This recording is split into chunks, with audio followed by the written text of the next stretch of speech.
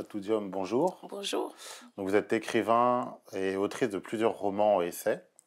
Et là, vous publiez chez Albin Michel Marianne face au faussaire, un essai émouvant et personnel qui fait suite à votre précédent qui s'appelait Marianne porte plainte, publié il y a 5 ans, donc en 2017.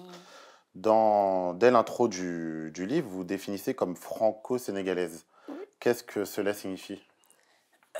Franco-sénégalaise, pour moi, ce n'est pas seulement une histoire de passeport. C'est une situation existentielle, philosophique, c'est politique aussi. Ce n'est pas seulement le plaisir de voyager, c'est aussi sentir 2 fois plus, parce que je suis concernée par la société française autant que par la société sénégalaise. D'accord. Vous expliquez que cette double identité est parfois mal perçue et vous êtes Oui. ramené à vos origines sénégalaises. Dans l'intro, par exemple, il y a plusieurs, reproduisez plusieurs courriers où vous êtes insulté, victime de propos racistes. Qui sont ces gens et comment pouvez-vous revenir là-dessus? Mais ce sont des gens qui mangent plus de bananes que moi. Donc ils me disent, rentre bouffer des bananes chez toi. Donc ils doivent adorer les bananes parce que moi j'en mange très peu, pour vous dire la vérité.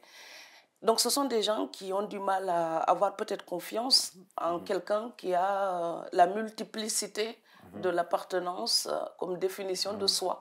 Donc moi j'appartiens à la France autant que j'appartiens au Sénégal parce que j'ai passé plus de la moitié de ma vie maintenant à Strasbourg. Donc qu'est-ce qui constitue les humains? La culture pour moi ce sont des acquis. Et j'ai appris de l'Afrique comme j'apprends de la France. Et quand je vis dans un pays et qu'on ne m'oblige pas à vivre ici, c'est tout simplement parce que je l'aime et je dois pouvoir le dire en toute sérénité. Donc les gens qui ont des problèmes avec leur identité, forcément, eh ben, ils interrogent la mienne parce qu'elle est double. Et est-ce que c'est courant ou est-ce qu'au quotidien, vous êtes comme acceptée comme une Française comme les autres? Je ne serai jamais une Française comme les autres parce que me regarder ma gueule et dire que je suis africaine, c'est un pléonasme. Donc, il y a des venus d'ailleurs qui peuvent se fondre dans l'anonymat chromatique. Ils partagent la même couleur que la majorité. Donc, nous devons pouvoir vivre avec notre couleur qui nous identifie tout de suite. D'emblée, on va vous dire, vous venez d'où? Mais attendez, on peut être noir, né en France, on peut être noir, adopté en France. Pourquoi devrions-nous toujours justifier notre présence? Donc après tout, quand les gens rencontrent une Allemande qui vient du Palatinat, on ne lui dit pas « Bonjour Gertrude, vous êtes d'où ?» Parce qu'elle est blanche. Elle aurait pu venir de Nouvelle-Zélande ou d'Australie, on va la prendre tout de suite pour une originaire du pays, une autochtone, parce qu'elle a la couleur locale. Moi, j'ai la couleur supposée exotique.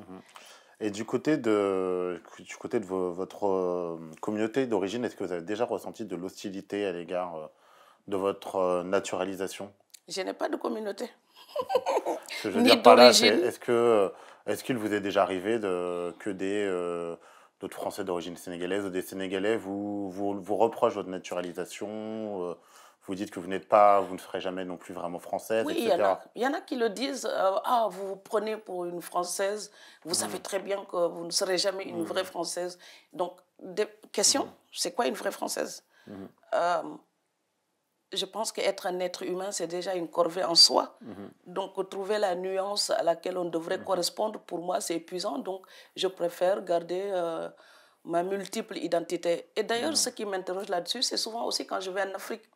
Donc, on vous juge presque comme une traîtresse. Vous avez abandonné l'Afrique. Mais non, on peut être absolument à l'étranger, agir en Afrique plus efficacement que des gens qui sont juste à côté de leur village et qui ne font rien, par exemple.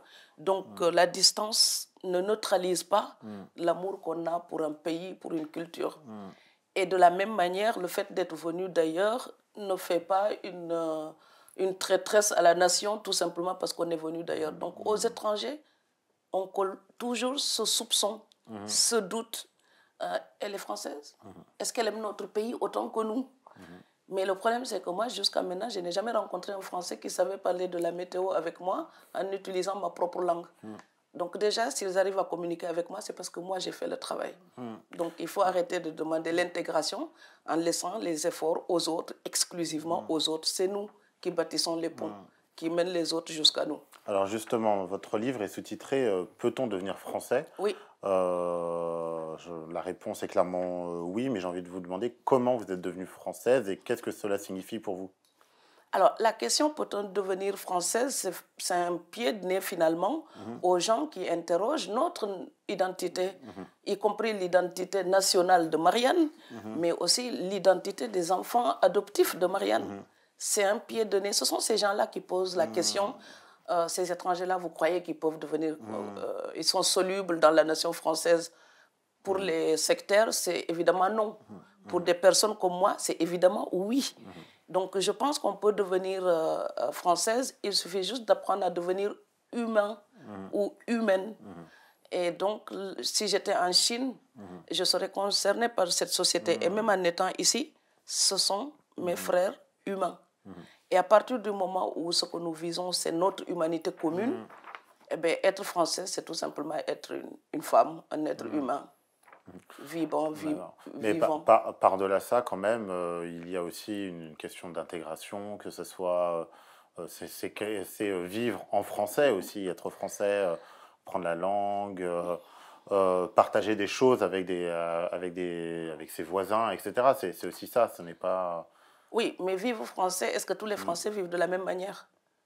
Donc, non, bien sûr, il y a une multiplicité de manières d'être français, mais il y a aussi, je ne vais pas dire des manières, bah si, il y a aussi des manières de ne pas être français. Hein. Je veux dire, lorsque vous viviez par exemple au Sénégal, vous n'étiez pas, en étant humaine, vous n'étiez pas pour autant française. J'étais plus française que certaines Françaises que vous croisez ici en France. Je vous explique pourquoi. Quand je vivais au Sénégal, j'étais tout le temps en train de travailler sur la littérature française, la langue française. Donc, le temps que je passais dans des livres de littérature française, eh bien, il y a des Françaises ici, à côté du Larzac, peut-être, qui n'ont pas le temps pour ça ou qui ne sont pas aussi passionnés. Donc, pour moi, la proximité, elle est d'abord culturelle, intellectuelle, et ensuite, elle est philosophique et puis morale pour les valeurs. Donc, la France, en fait, c'est elle qu'on peut inviter avec ses valeurs. Liberté, égalité, fraternité. Vous pouvez dire ça n'importe où, tout le monde sera d'accord. Et donc, la question, c'est pourquoi on interroge le vivre, entre guillemets, ce vivre français ou française. C'est comme si quelqu'un avait écrit le théorème de Pythagore de la manière d'être française ou français. Pour moi, c'est la Constitution. Donc, toute personne qui respecte cette Constitution et prône les valeurs de Marianne, cette personne-là vit en tant que citoyen ou citoyenne de ce pays. D'accord. Et vous, dans votre livre, vous déplorez la montée de discours identitaires. D'ailleurs, là, on voit l'extrême droite fait à peu près à 30% dans les sondages. Pouvez-vous revenir dessus? Ils ne passeront pas. Donc, on ira voter, j'espère, de façon déterminée. Ils sont déterminés. Mais soyons-le de l'autre côté. Ils pensent que la France décline, je n'y crois pas. Mais nous sommes toujours la 6e puissance mondiale. Et donc, comme je le disais, le FMI pense même que nous pouvons damer le pion à ces insulaires qui ont quitté l'Europe, les Anglais. Et je pense que les gens qui aiment ce pays, qui partagent cette culture, n'ont aucun problème avec l'identité de la France. Ils ont envie de partager, de participer. Alors, l'extrême droite indique des boucs émissaires, comme chaque élection. Ah, les musulmans, ah, les immigrés. Et après, ils leur reprochent tout ce qui ne va pas dans le pays, comme si ces gens-là eux-mêmes ne souffraient pas des mêmes maux. Alors, maintenant, je ne veux pas faire de langue de bois. Il y a des gens qui ne se sont pas intégrés. Il faut interroger aussi pourquoi. Donc, je dis dans le texte que les jeunes ne sifflent pas la Marseillaise. Ils sifflent ceux qui se la sont appropriés et qui les rejettent en marge à la périphérie de la nation. Si vous passez votre temps à dire à quelqu'un qu'il n'est pas d'ici, vous pensez qu'il sera fier de chanter la Marseillaise à côté de vous? D'abord, il y a un esprit peut-être la personne est vexée, peut-être qu'elle aura envie de se venger. Et si sa réflexion n'est pas si profonde que ça, il va verser, elle va verser dans la haine. Acceptons les gens avant de leur demander, faites l'intégration. Et vous savez, quand vous êtes né en banlieue parisienne, on vous demande de vous intégrer, c'est terrible. Vous vous intégrez à quoi? À votre pays d'origine? Donc cette question-là n'a pas de sens. Il faut à un moment donné que ce pays accepte qu'il a des enfants noirs, des enfants arabes et des enfants blonds. Et il faut que les gens qui sont adoptés par ce pays se respectent eux-mêmes aussi. Quand on vit dans un pays, c'est parce qu'on l'aime. Donc, quand on vit dans un pays et qu'il est aussi le vôtre, eh bien, défendez-le et ne laissez pas les autres vous reléguer à la marge, tout simplement parce qu'ils utilisent votre fragilité pour mieux vous exclure. Donc, à un moment donné, il faut perdre son orgueil et se dire, j'y suis, je revendique ma part de France.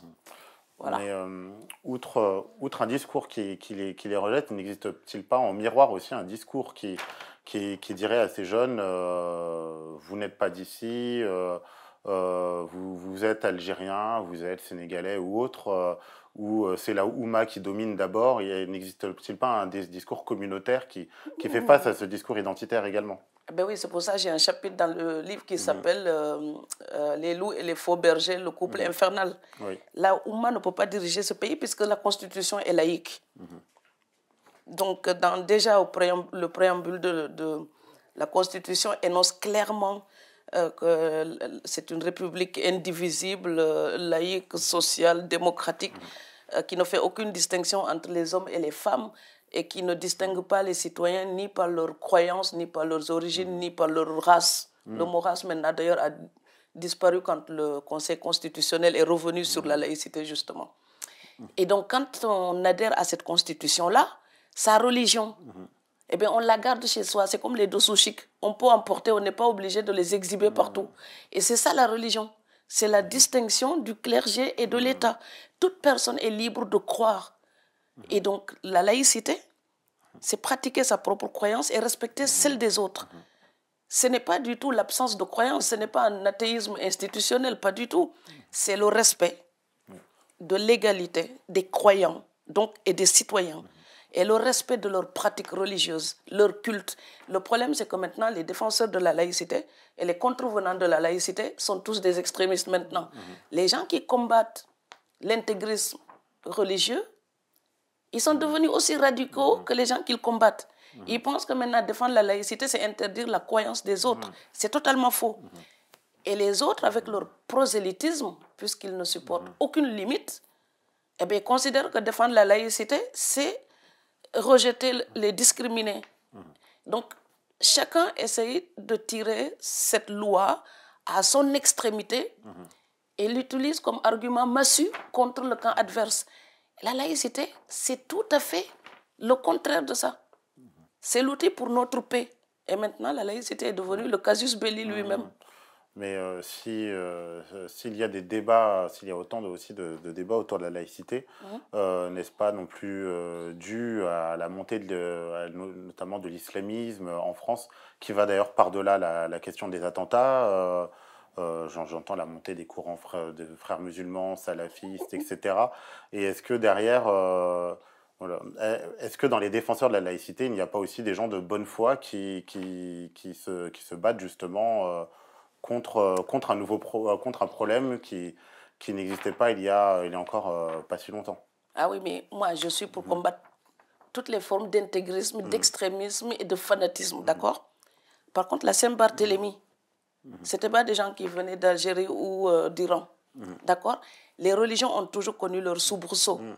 Et ici, en France, si on a eu justement besoin de faire la laïcité, c'est parce que ça permettait de pacifier la vie sociale franco-française elle-même. Donc, quand il y avait, avant l'abrogation de l'édit de Nantes, les gens, ils s'entretuaient pour la religion. Donc, alors, quand on a arrêté l'édit de Nantes, la révocation de l'édit de Nantes, il y a de nouveau eu des bagarres religieuses. Donc, vous avez les lettres de Pascal, les provinciales, par exemple. Et tout ça, c'était pour dire plus de liberté, de conscience. Donc, depuis des siècles, ça interroge dans toutes les sociétés. Maintenant, l'intégrisme musulman là qu'on a eu les dernières années, ça ravive les problèmes.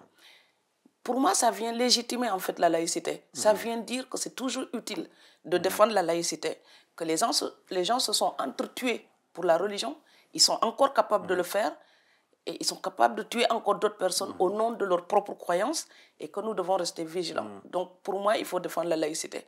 Mais toujours rappeler que la laïcité, ce n'est pas la négation de la croyance des autres.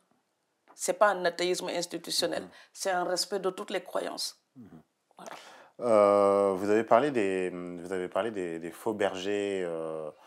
Qui sont-ils?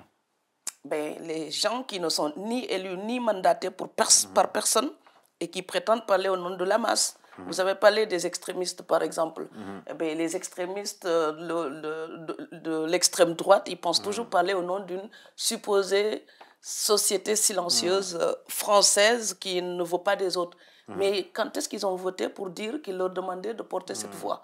Et c'est pareil pour les mouvements militants noirs, j'en parle aussi. Donc, toutes les luttes contre les discriminations, elles sont justifiées.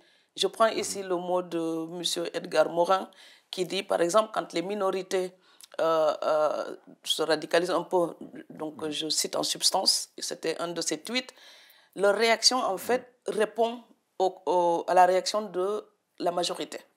Bien sûr. Donc voilà, donc la majorité, c'est quoi? Les gens qui parlent maintenant d'un racisme anti-blanc, mais laissez-moi rire, c'est comme si les requins avaient peur des carpes. Donc la minorité ne peut pas dévorer la majorité. Maintenant, quand ils se comportent mal, il faut le dire aussi.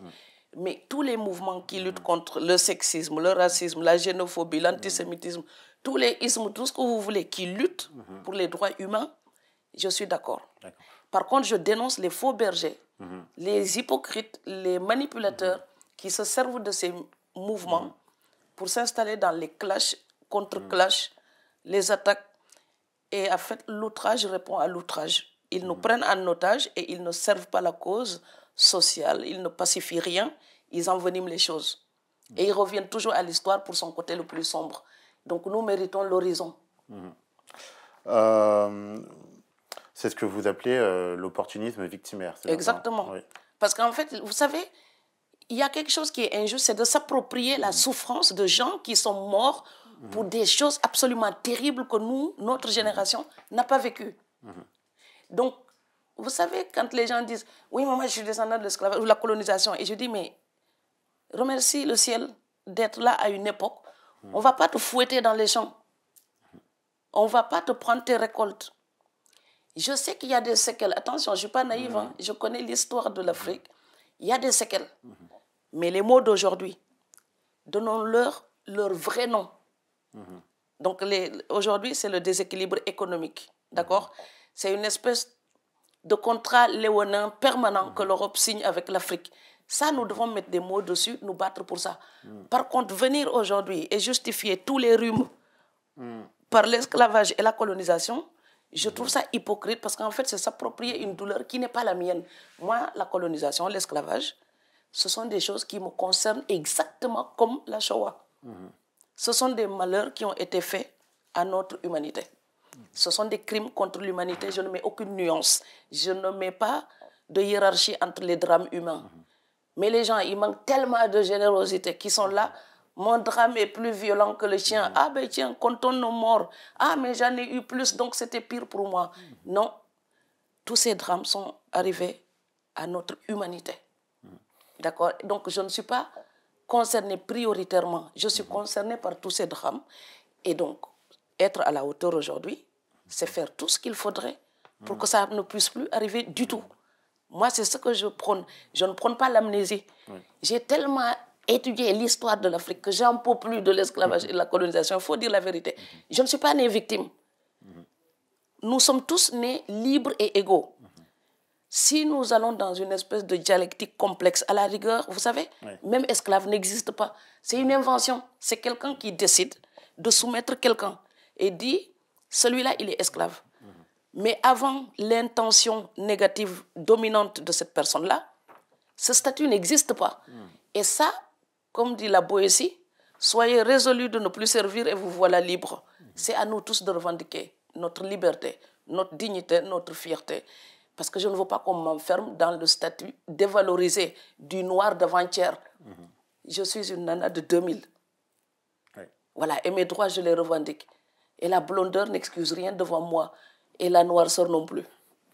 Mais certains courants antiracistes, c'est le cas par exemple des décoloniaux, expliquent que la politique française, que l'État français perpétue l'ancienne politique coloniale aujourd'hui sur notre sol. Qu'en pensez-vous? Il manque tellement de vocabulaire qu'ils n'ont pas d'autres lexiques pour le dire. Parce que quand il y avait la colonisation, il y avait les Senghor et Césaire.